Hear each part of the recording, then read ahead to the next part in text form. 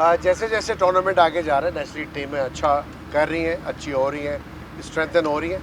हमें भी एक एडवांटेज है कि मार्क चैपमैन ने हमें ज्वाइन किया, इनफॉर्म बैट्समैन है और इस फॉर्मेट के बहुत ही अच्छे बैट्समैन हैं।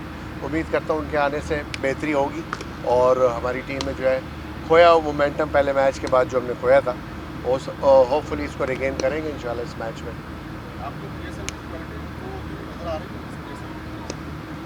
मुझे गिरती हुई भी नज़र नहीं आ रही, बट अच्छी है क्वालिटी। प्लेयर्स आ रहे हैं, सबको पता है प्लेयर्स की अदम मौजूदगी जो है उसकी क्या वजह है।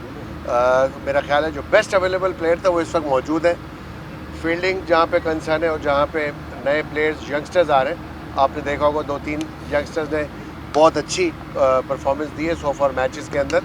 हमारी टीम नहीं बट दूसरी फ्रेंचाइजीज से, तो ये नेचुरली एक अच्छा साइन है लीग के लिए कि आपको यंगस्टर्स मिल रहे हैं जो आगे अपकमिंग टूर्नामेंट्स के अंदर पाकिस्तान के लिए कहीं उनकी मौजूदगी हो सकती है और उनको हम ग्रूम कर सकते हैं।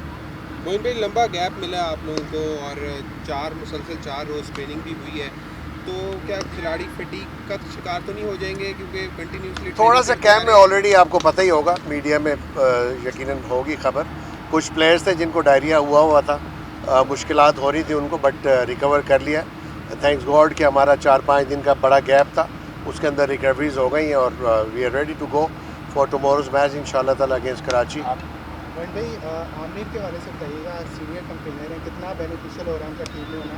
और दूसरा, हसन नवाज़ के बारे में बता दें, एक यंग टैलेंट है, 1 सेंचुरी बनाई है, लेकिन तब से अब तक मुसलसल वो रन्स नहीं बना पा रहे, तो आपकी कोई स्पेशल हसन नवाज़ से मीटिंग हुई है?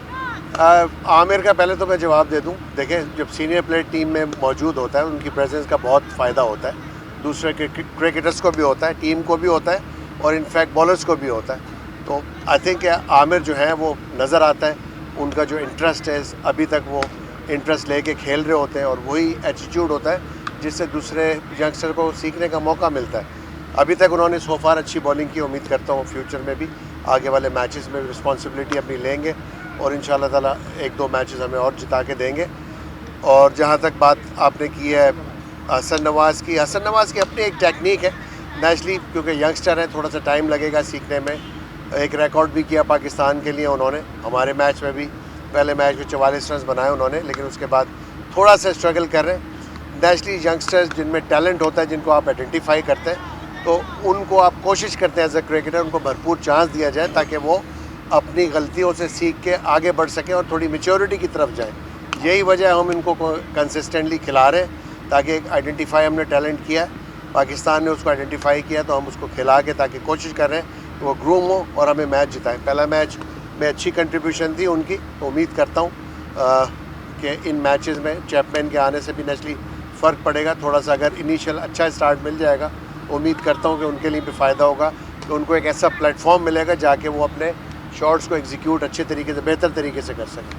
आपने यंगस्टर्स की बात की है, आपके ख्याल में ऐसा कौन सा प्लेयर है जो जाके पाकिस्तान को जाके पाकिस्तान को रिप्रेजेंट कर सकता है प्लेयर साइड? और दूसरा कि ये सब में 8 टीम अगले साल से होंगे। हमारी टीम में भी 2-3 लड़के हैं, जैसे आपने देखा कि हसन नवाज़ को भी आइडेंटिफाई किया, वो खेल भी रहा है T20 के। इसी तरह हमारे पास नाफे मौजूद है, पेशावर जल्मी का, अली रज़ा को मैंने देखा बड़ी ज़बरदस्त परफॉर्मेंसेस दे रहा है। तो ये पाकिस्तान का ये बच्चे फ्यूचर ही हैं, बट इनको थोड़ा सा ये है कि ग्रूम और थोड़ा सा कंसिस्टेंट चांस देने की ज़रूरत है, तो इंशाल्लाह ताला ये और बेहतर हो सकते हैं।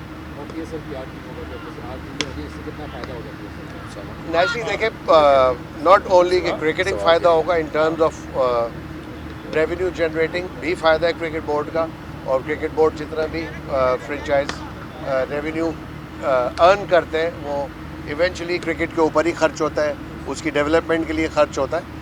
तो यकीनन एक अच्छा साइन है कि 2 टीमें अगर और ऐड हो रही हैं मार्केट के अंदर, तो यकीनन आप जहां चंद क्रिकेटर 6 टीमों में खेल रहे थे, तो यकीनन अब थोड़ा सा और ये जो कहना चाहिए कि वो बढ़ जाएगा और नए क्रिकेटर्स आने के ज़्यादा चांसेस होंगे और बच्चों के लिए अपॉर्चुनिटी होंगी। तो जितनी टीमें होंगी उतने क्रिकेटर्स एडिशन होंगे, उतने ही चांसेस मिलेंगे और उतनी ही अपॉर्चुनिटीज़ प्लेयर्स के पास है अपने मज़ीद जोर दिखाने की, क्योंकि हमारे पास इतने ज़्यादा क्रिकेटर्स मौजूद हैं।